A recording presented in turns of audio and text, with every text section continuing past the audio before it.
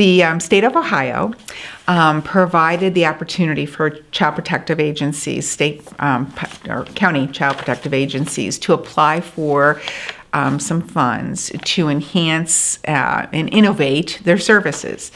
There was $6.8 million available. There were 84 applications and 51 were funded, and we were one of them.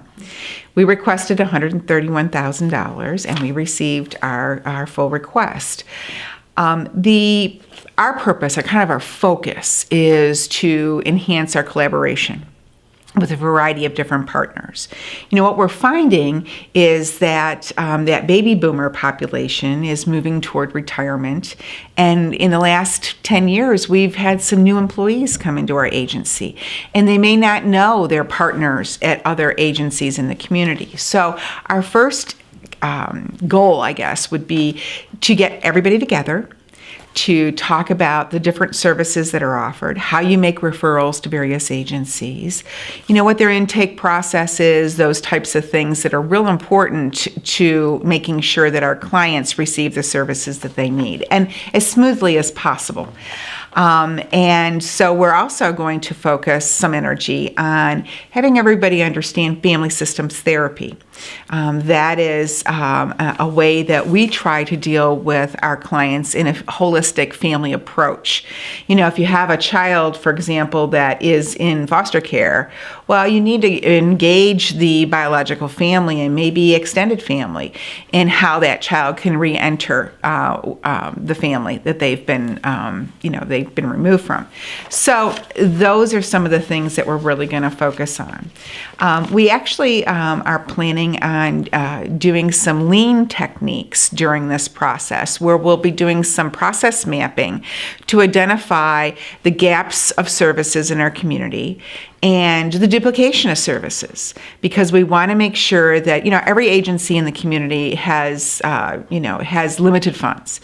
So what we want to make sure is that we're providing the services that are needed, but we're not doing the same thing that Agency X is doing, that we all are have our niche and that we're focusing on that.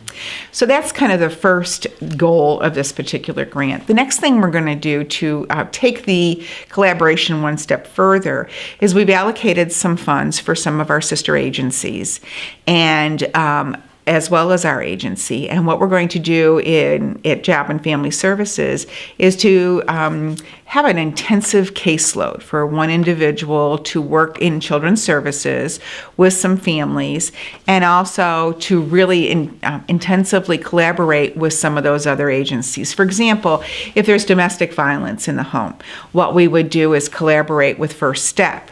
If there's mental health issues, we would collaborate with Tompkins, or drug and alcohol issues, we would collaborate with Coshocton Behavioral Health Choices.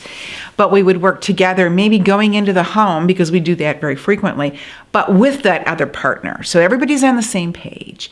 And we meet on a weekly basis just to make sure that the family is working their case plan. We're not expecting too much of them. We're not expecting too little of them. So that's a real big key of one of the things that we really want to do.